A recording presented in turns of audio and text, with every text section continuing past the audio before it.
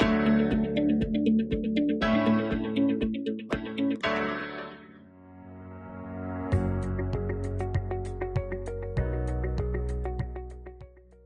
Students, welcome to a new political science session. आज हम बात करेंगे इलेक्शंस, रिप्रेजेंटेशन एंड मूवमेंट्स में हिस्ट्री ऑफ इलेक्शंस की। तो आइए शुरुआत करते हैं आज के सेशन की। क्या आपने कभी सोचा है कि इलेक्शन एंशिएंट टाइम में जो होते थे क्या वैसे ही आजकल भी होते हैं या उनमें कुछ डिफरेंस है?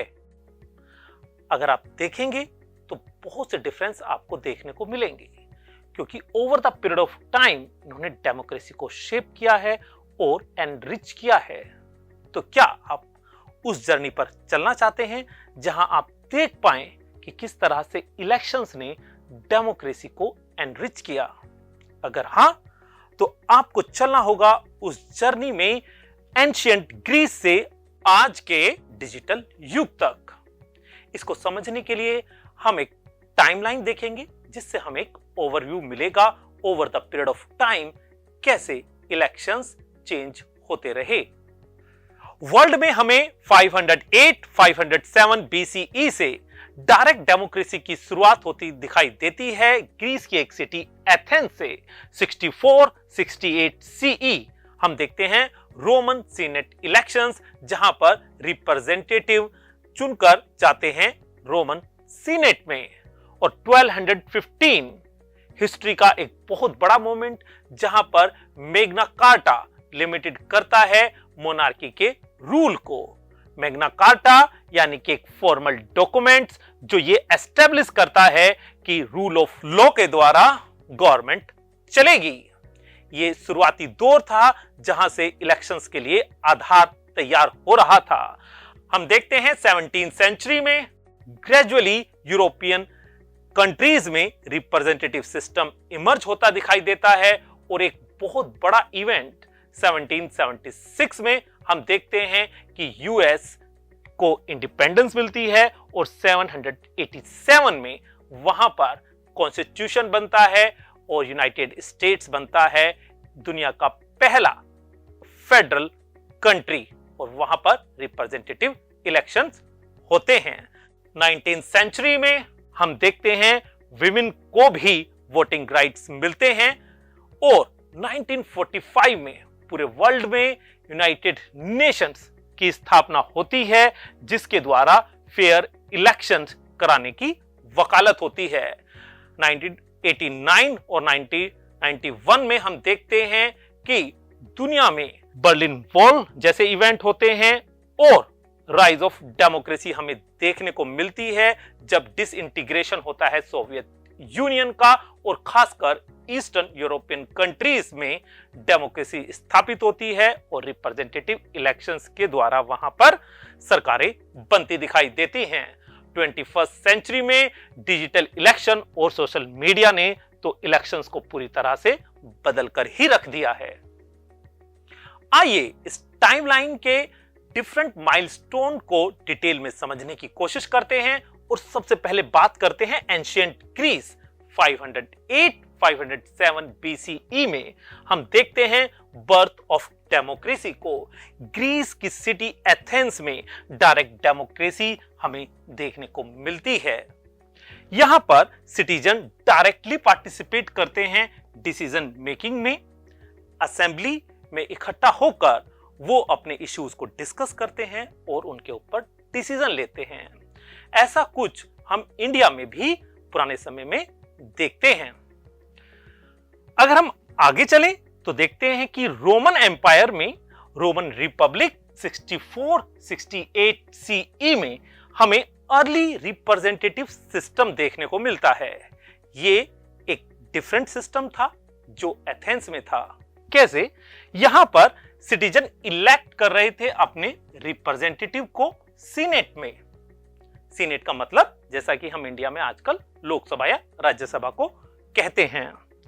ये एक early form of representative democracy थी। इस बात को यहां पर समझिएगा कि रोमन एम्पायर के सभी लोग ना तो वोट कर रहे थे और ना ही वो चुने जा सकते थे, इसलिए हम कहते हैं कि ये early form of representative democracy थी।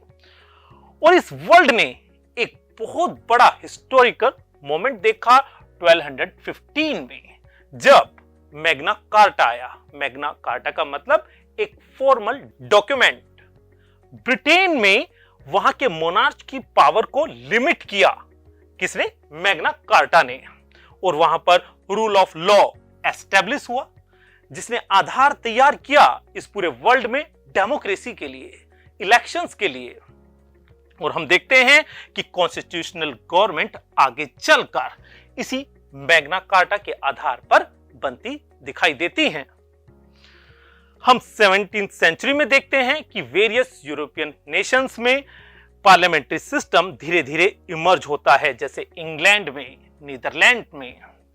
और एक ग्रेजुअल शिफ्ट हमें दिखता है मोनार्की से कॉन्स्टिट्यूशनल गवर्नेंस का। लेकिन इस दुनिया में अगर क्लासिकल रिप्रेजेंटेटिव सिस्टम देखने को सबसे पहले मिलता है हमें अमेरिका में। अमेरिका को इंडिपेंडेंस मिली 776 में। वहां पर बर्थ हुई फेडरल डेमोक्रेसी की। और हमने देखा कि यूएस में एस्टेब्लिश ये सिस्टम जब हुआ तो वहां पर इलेक्टेड रिप्रेजेंटेटिव सिस्टम ने एक ऐसा फेडरल स्ट्रक्चर बनाया जिसको बाद में दुनिया के कई देशों ने फॉलो किया। खुद इंडिया का जो कॉन्स्टिट्यूशन बना, जो इलेक्शन सिस्टम है, वो भी अमेरिका के सिस्टम से प्रभावित है। हम देखते हैं 19वीं सेंचुरी में ग्लोबल लेवल पर डेमोक्रेसी ग्रेजुअली स्प्रेड हो रही थी। वोटिंग राइट्स धीरे धीरे बढ़ रहे थे। हम देखते हैं कि डिफरेंट कंट्रीज में इन प्रिंसिपल्स को लेकर आंदोलन हुए, इलेक्शंस हुए और ग्रेजुअल एक्सटेंशन हुआ वोटिंग राइट्स का। जैसे हमने बात की थी आपसे कि रोमन एम्पायर में जब रोमन रिपब्लिक था, सभी को इलेक्शंस में ना तो खड़े होने का अधिकार था, ना वोट कास्ट करने का अधिकार था। लेकिन अब धीरे धीरे एक्सटेंशन हो रहा था उस वोटिंग राइट्स का। और इसी में एक बहुत बड़ा मोमेंट हमें देखने को मिलता है 19th अमेंडमेंट यूनाइटेड स्टेट्स में 1920 में, जब विमेन को वहां पर वोटिंग राइट्स मिलता है। ये बहुत इंपॉर्टेंट बात है जो आप सभी को समझनी चाहिए। और आप ये भी देख सकते हैं कि इंडिया में जब हमारा खुद का कॉन्स्टिट्यूशन 1950 में लागू हुआ तो हमने भी विमेन को ये राइट दिया। इससे देखते हैं कि ग्लोबल लेवल पर विमेन भी इस डेमोक्रेटिक प्रोसेस में शामिल हुए। यूनाइटेड नेशन एस्टेब्लिश हुआ 24 अक्टूबर 1945 को और इसने ग्लोबल लेवल पर डेमोक्रेसी का प्रमोशन किया और इसके साथ ही फेयर इलेक्शंस की बात की, यानी कि सिर्फ इलेक्शन ना हो, वो फेयर इलेक्शन हो, क्योंकि इलेक्शन के नाम पर करप्शन करके भी कोई पार्टी चुनाव जीत सकती है। तो यूनाइटेड नेशन का एक बहुत बड़ा योगदान है इस दुनिया में इलेक्शंस के मामले में, डेमोक्रेसी के मामले में। इसने सपोर्ट किया डेमोक्रेटिक गवर्नेंस को। और हम देखते हैं कि fall of Berlin wall and end of Soviet union भी एक बहुत बड़ा टर्निंग पॉइंट रहा 1989 से 1991 तक। अगर हम इलेक्शंस की बात करें, रिप्रेजेंटेटिव डेमोक्रेसी की बात करें, क्यों? क्योंकि सोवियत यूनियन में कम्युनिस्ट शासन था, वहां पर उस तरह से डेमोक्रेसी में रिप्रेजेंटेटिव इलेक्शंस का कोई चलन था नहीं। तो देखते हैं कि कोल्ड वॉर एंड हुआ 1991 में और वहां पर एक ट्रांजिशन देखने को मिलती है डेमोक्रेसी के लिए। और डेमोक्रेसी कब एस्टेब्लिश होगी? जब सही तरीके से फेयर इलेक्शंस होंगे। खासकर ईस्टर्न यूरोपियन नेशंस ने वहां पर डेमोक्रेसी को अपनाया और वहां पर फेयर इलेक्शन होने लगे।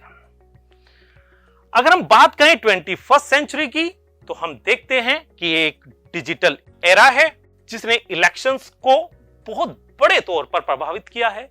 सोशल मीडिया में चाहे ट्विटर हो, इंस्टाग्राम हो, यूट्यूब हो, हम देखते हैं कि अब ये सीधे तौर पर इलेक्शंस को प्रभावित करते हैं और इंटरनेट और सोशल मीडिया के थ्रू अब प्रचार भी होता है और पॉलिटिकल पार्टिसिपेशन करने का सिटीजन्स को मौका मिलता है। तो हमने देखा किस तरह से over the period of time elections बदले। आइए अब बात करते हैं आपके टास्क की आपको रिसर्च करना है कि किस तरह सोशल मीडिया का जो इन्फ्लुएंस रहा वोटर बिहेवियर पर, इलेक्शंस आउटकम पर, उसको लेकर आपको एक रिसर्च करनी है। आपको रिसेंट केस स्टडीज लेनी है डिफरेंट कंट्रीज की, और आपको देखना है कि किस तरह से इस डिजिटल एरा में इलेक्शंस लगातार बदल रहे हैं। We will meet in a new session. Till then, keep learning. Bye bye.